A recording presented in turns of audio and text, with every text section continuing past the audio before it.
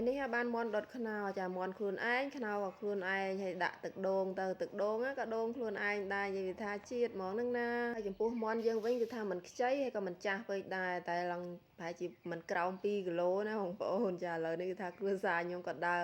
បេះខ្នោឲ្យសិនថ្ងៃនេះខ្នោបេះខ្នោ2មកតែខ្ញុំធ្វើអត់អស់ទាំង2ទេគឺថាអស់តែមកចិត្តមួយហើយមើលមន់យើងទៅលុកដែរហ្នឹងហើយមិនបាច់ឆ្ងល់មន់នឹងរៀងកម្ៅបងប្អូនចាឆ្អឹងវារៀងខ្មៅសាច់ស្បែកវាក៏រៀងខ្មៅដែរអត់ដឹងមិនទេចាហើយគ្រឿងដុតយើងវិញគឺមានគល់លក្រីនេះដាក់រៀងច្រើនបន្តិចមកខ្ទឹមក្រហមនេះខ្ញុំដាក់មួយដុំចាពុះវាជា4អញ្ចឹងទៅហើយម្ដេចនេះមួយដុំធំនឹងដែរចាកាប់កង់អញ្ចឹងមកឲ្យដំវាទៅឲ្យវាទក់បែកចេញក្លិនឲ្យបានឈ្ងុយហើយចំពោះស្លឹកក្រូចនេះវិញក៏រៀងច្រើនដែរហើយយើងបេះមកភ្លាមហ្មងបងប្អូននិយាយទៅក្លិនគេឡើងឈ្ងុយហ្មងចាហើយបន្តមកទៀតនេះគឺខ្ញុំបុកខ្ទឹមសខ្ទឹមក្រហមចាបុកប្រឡាក់មាន់ហើយដាក់ម្រេចនេះមកស្លាបព្រាកាហ្វេហើយជាមួយនឹងរ៉ូឌីកន្លះស្លាបព្រាបាយចាយើងបុកបញ្ចូលគ្នាឲ្យវាសព្វបានល្អមកហើយខ្ទឹមសខ្ទឹមក្រហមដាក់រៀងច្រើនតិចមកឈ្ងុយហើយបើមាន់នេះវិញគឺថាមុននឹងយកមកដុតខ្ញុំអត់ដុតទាំងមូលទេបងប្អូនចាចូលចិត្តកាប់វាអញ្ចឹងទៅកាប់ជើងកាប់កវាចេញអញ្ចឹងទៅហើយយើងដុតទៅវាស្រួលញាត់ចូលឆ្នាំងហើយមុននឹងដុតហ្នឹងឆូតវាបន្តិចដែរតែចំពោះខ្ញុំគឺថាអត់ចង់ឆូតទេបងប្អូនប៉ុន្តែមាន់នោះវាធំដែរបើមិនឆូតវាអត់ងាយឆ្អិន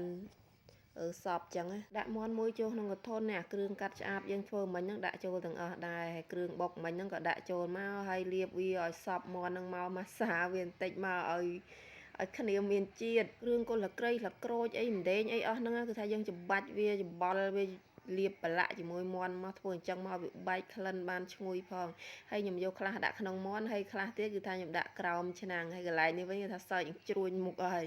ប្អូនឲ្យតែម្ដងវានាំគ្នានិយាយជាមួយក្មួយហ្នឹងគឺថាសើចពេញផ្ទះអូបាក់មើលមុខហើយបើកលេចមកមើលខ្នោយើងវិញគឺថាខ្ចីល្អមែនតែនចាខ្ញុំជ្រៀកយកបដូលវាចេញបន្តិចចាយើងហាន់វាស្ដើងប្រទេសប៉ុណ្ណឹងមកគឺថាដុតទៅវាឆាប់ចូលជាតិឲ្យឆ្ងាញ់ខ្នោមួយហ្នឹងខ្ញុំដាក់អត់បានដល់អស់ទាំងអស់ទេបងប្អូនចាវារៀងមើលទៅឃើញច្រើនចាខ្ញុំទុកមកជ្រុងចានិយាយទៅខ្នោមួយកណាត់ក្រោយនឹងទុកមកជ្រុងមិនតិចហើយទឹកដូងយើងនេះវិញគឺថាឡើងចាស់ក្រឹកចាស់ក្រែងលាក់ទឹកលេងផ្អែមបងប្អូនរៀងជូរតែចាក់ដុតទៅដាក់ដុតមន់ចោលហើយខ្ញុំមកឆ្លៀតធ្វើទឹកត្រីផ្អែមហើយទឹកត្រីផ្អែមខ្ញុំធ្វើតែអញ្ចឹងបងប្អូនចាមានដើមខ្ទឹមមានក្រូចឆ្មាម្ទេសខ្ទឹមអីចឹងទៅសណ្តែកដីទេបតបគឺថាប្រហែលកន្លះម៉ោងហើយខ្ញុំស្រង់ខ្នោនេះចេញសិនចានិយាយទៅខ្ញុំត្រឡប់មាន់យើងសិនពូមាន់ធំកន្លះម៉ោងអីខ្ញុំត្រឡប់ម្ដងហើយដុតហ្នឹងវារៀង1ម៉ោងជាងដែរបងប្អូនយ៉ាយូរគួរសមដែរហ្នឹង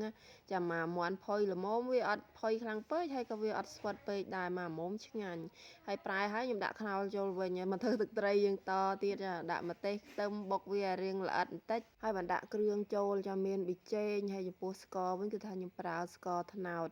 ចាស្ករនេះគឺដាក់ស្ករត្នោតនឹងហើយគឺអត់ចប់ទេនៅថែមស្ករសអីទៀតចឹងបងប្អូនចាអត់ដាក់វាសុទ្ធចឹងឲ្យវាដិតរសជាតិដិតឆ្ងាញ់ហើយចំបាច់ក្រូចឆ្មាមួយផ្លែមិញហ្នឹងគឺថាអស់អាលីងតែម្ដងហើយចាក់ទឹកត្រីចូលចាថែមស្ករសនឹងបន្តិចហើយភ្លក់មើលប្រៃជូរផ្អែមអីល្មមនៅគឺថាខ្ញុំល្មមហើយចាក់ចូលចានមកខ្ញុំដាក់លើខ្ទឹមចូលហើយនឹងបុកសណ្តែកដីដាក់បញ្ចូលហើយនេះដាក់ទឹកឆ្អិនចូលបន្តិចប៉ុន្តែភ្លេចនឹកឃើញថាអាទឹកមាន់ដែលយើងដុតហ្នឹងគឺថាអាចដាក់បានតែដាក់ទឹកហើយក៏ជ្រុលហើយ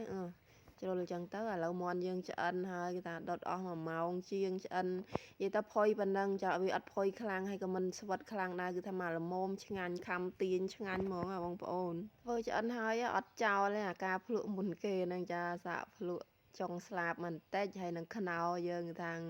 អ្នកម្នាក់ថាខ្នោឆ្ងាញ់ណា